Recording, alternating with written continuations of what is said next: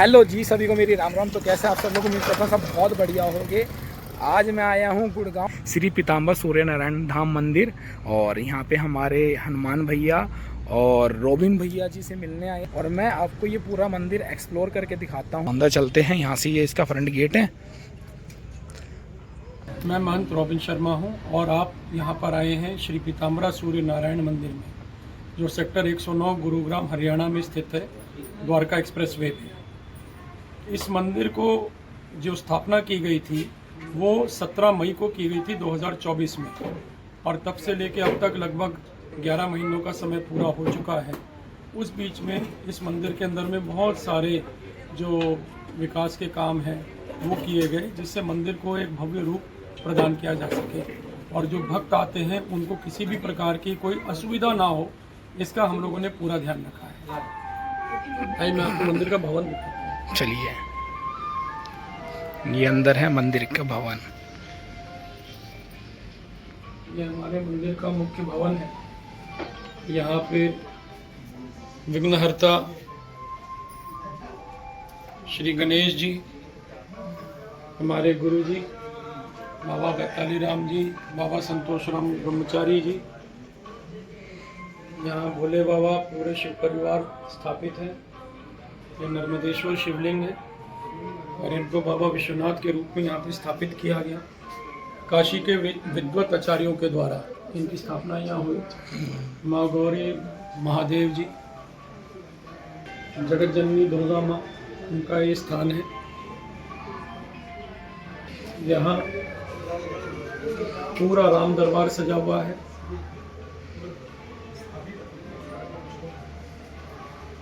ये नारायण जी का स्थान हो गया, राधा कृष्ण जी भी यहाँ पर है, और खाटू श्याम जी, इनकी बहुत मान्यता है यहाँ पे, और बजरंगबली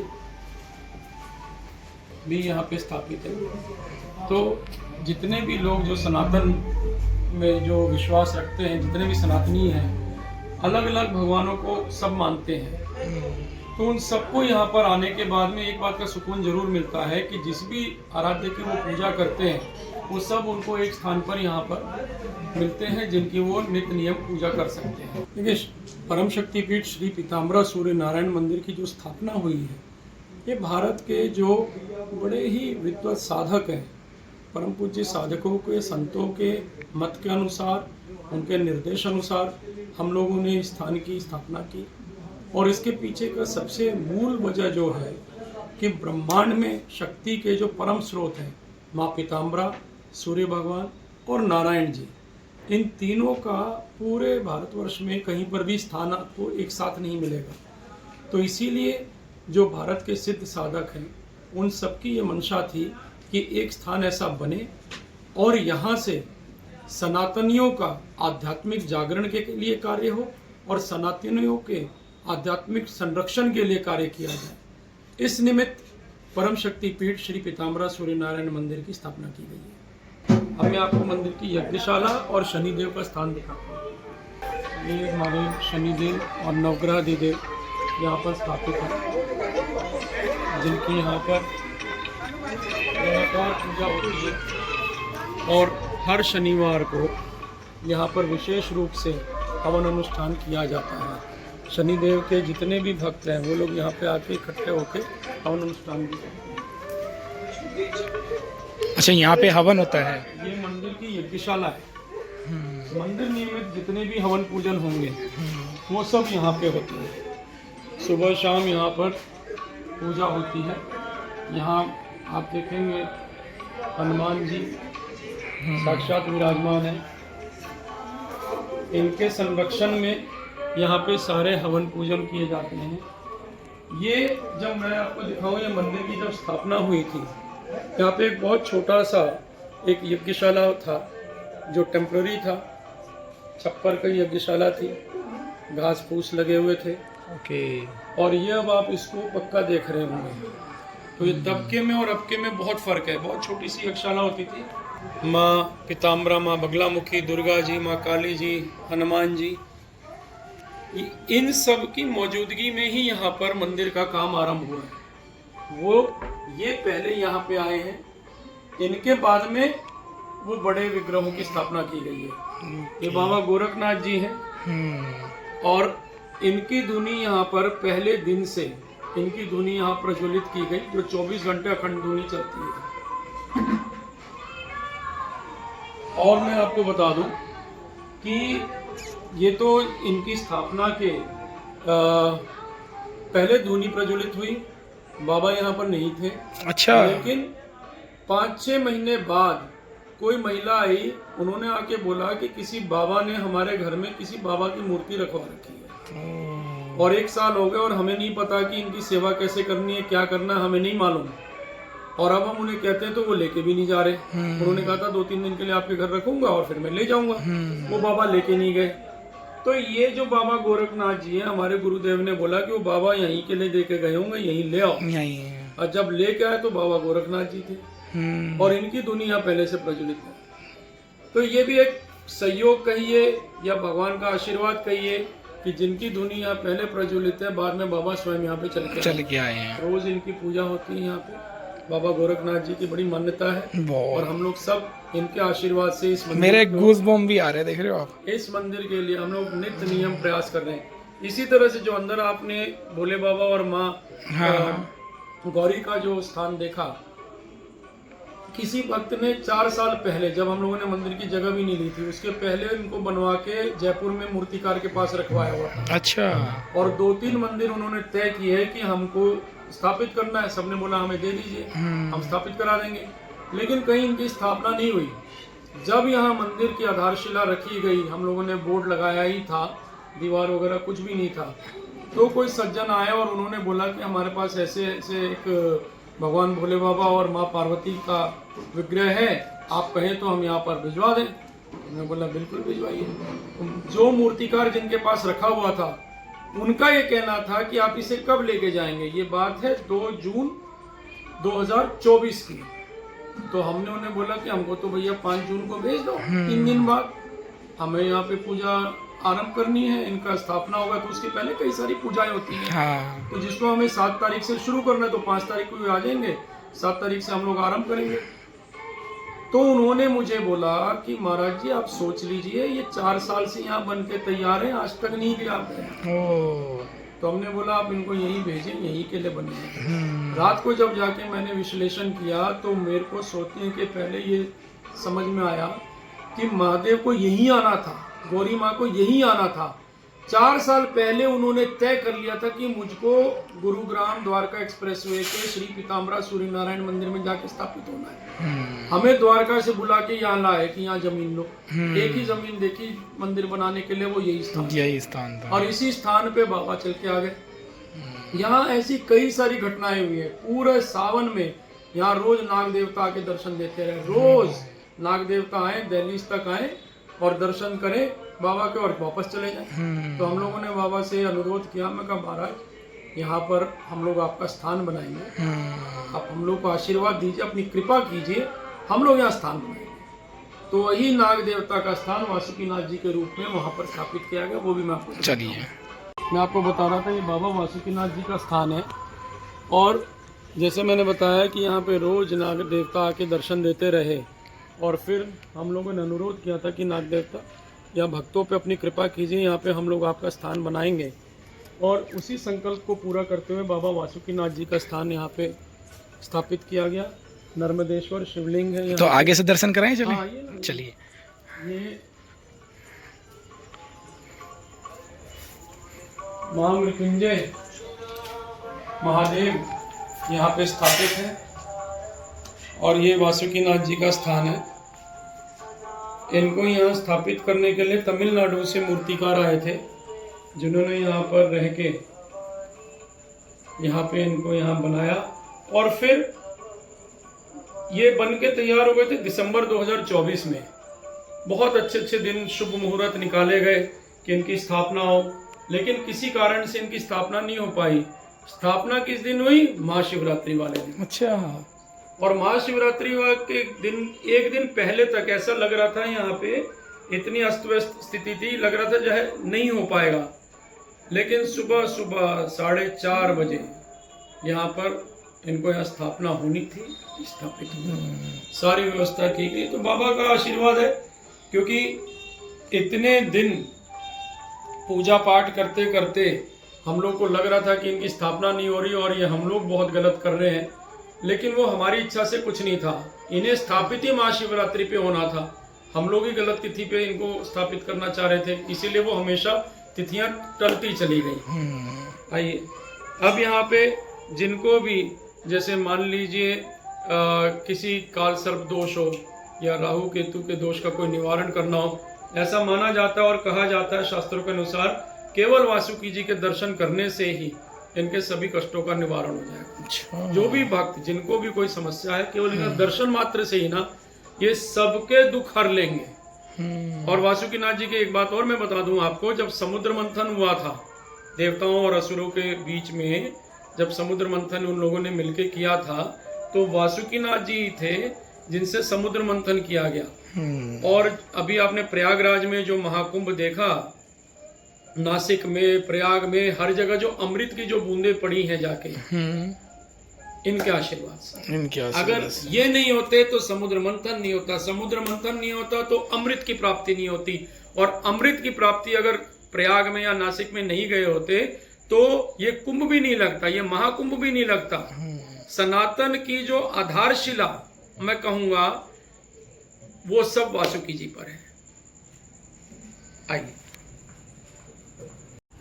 ये मंदिर का एक छोटी सी वाटिका हम लोगों ने बनाने का प्रयास किया है, क्योंकि ऐसी मान्यता है कि जब हम सभी लोग यहाँ से अपने अपने घर चले जाते हैं विश्राम करने के लिए, तो जो यहाँ स्थापित देवी देवता हैं वो विचरण करने के लिए बाहर आते हैं। तो उनके विचरण के लिए इस वाटिका को बनाया गया है कि जितनी खूबसूरत होगा, जितना रमणीक होगा, उतना ही जो है देवी देवताओं को भाएगा।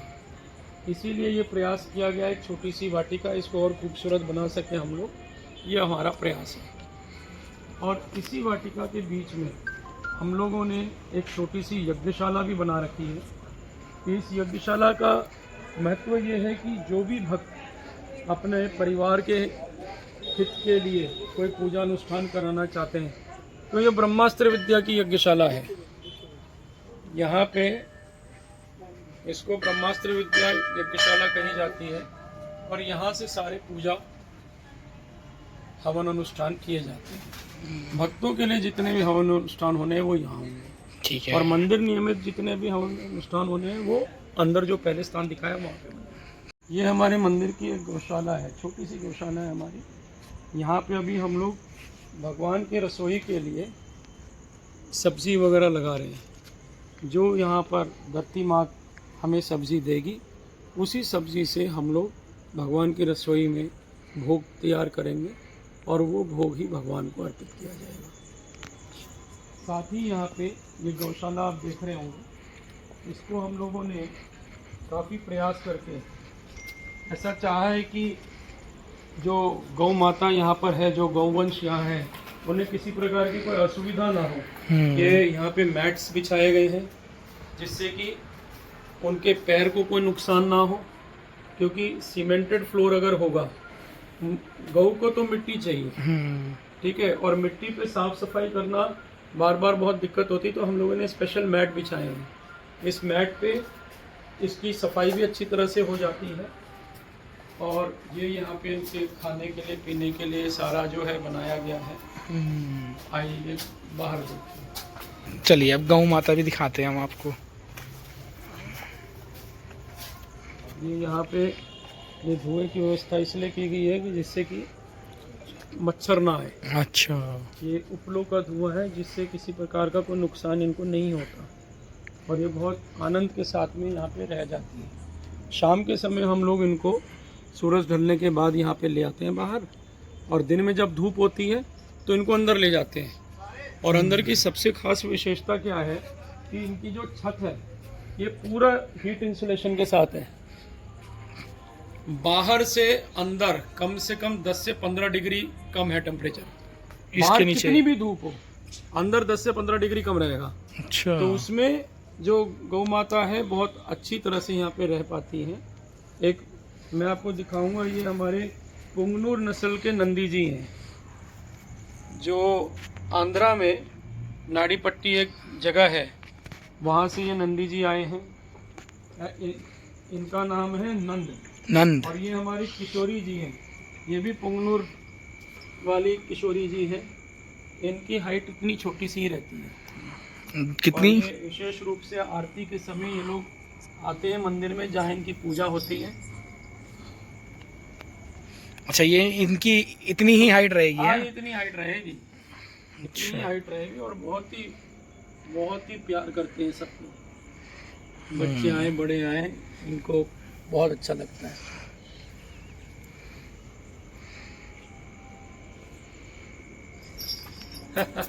क्योंकि आप इनको प्यार नहीं कर रहे हैं। ये तो माँ है भाई, तो प्यार की मूर्ति है, ममता की मूर्ति है।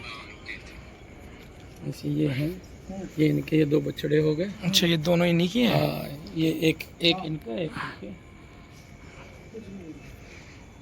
एक ये है और ये देखिए कितने,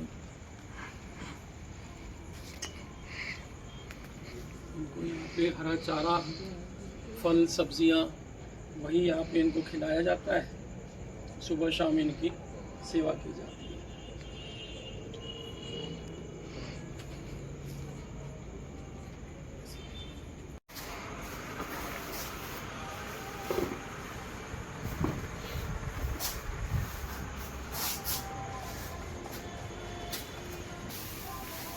ये देखो, ये ऐसे चारा देते हैं यहाँ पे। और अभी गाय को भोजन कर रखा है, तो फिर थोड़ी देर बाद में यहाँ पे बांध देंगे जब उनको खाने के लिए देंगे ऐसे। और पानी इधर साइड में। अच्छा, एक साइड पानी, एक साइड खाना है ना जी? अच्छा, इसमें पानी, हाँ, इसमें खाना। ओके। ऐसे ही हर एक खाने में एक स्पेस छोड़ के पानी कर देते हो? अच्छा, और 2 आने वाली है। और 2 अभी और आएगी? अच्छा, सुन तो रहे हैं? नहीं, अगर सुना है तो पक्का आएगी जी। गौशाला की जो सेवक हैं, सुबह शाम ये जो आपको साफ सुथरी गौशाला नज़र आ रही है, उनके सेवक नवेंद्र जी हैं, जो यहाँ पूरी सेवाएं प्रदान करके 24 घंटे यहाँ उपस्थित रहते हैं। कि अभी हनुमान जयंती के अवसर पूरा देखिए, नवरात्रि का समय हम लोग देख रहे थे कि उसके पहले गर्मी कितनी तेज हो गई। नवरात्रि के समय मौसम बहुत सुहावना हो गया। शनि अमावस्या 29 मार्च को थी। आप 27 मार्च के पहले आप देख लीजिए, गूगल पे पूरा डाटा होगा कि क्या टेम्परेचर था, गर्मी कितनी पड़ रही थी। बहुत। 28 को कैसे मौसम परिवर्तित होता है, 27-28 को मौसम परिवर्तित हो गया, ठंड लगने लग गई लोगों को। और 29 को शनि अमावस्या वाले दिन खूब खूबसूरत मौसम हो गया। 30 से लेकर 6 तारीख तक जब अपना नवरात्रि का समय था, उस समय मौसम बड़ा सुहावना रहा। जितने भी व्रती थे उनके लिए भगवान ने स्वयं चीज़ें ठीक की कि आपको व्रत में कम कष्ट होगा, व्रत कीजिए, अच्छी तरह से पूजा पाठ कीजिए। 6 बजे के बाद फिर मौसम बदला, फिर गर्मी तेज हुई। लेकिन फिर अब आप देखिए, 12 तारीख को जब हनुमान जयंती थी, उसके एक दिन पहले किस प्रकार से आंधी तूफान आया, फिर मौसम बदल गया, फिर मौसम ठीक हो गया। तो ये इस तरह की जो चीज़ें होती हैं, ये भक्तों के लिए भगवान स्वयं अपना आशीर्वाद प्रदान करते हैं। अब जो मानने वाले लोग हैं वो माने, और जो ना माने तो नहीं माने, उसको तो कोई लाज नहीं। ऑर्गेनिक खाना भैया ने देखो यहाँ पे खरगोश भी रख रखे है। ये मैं आपको दिखाता हूँ।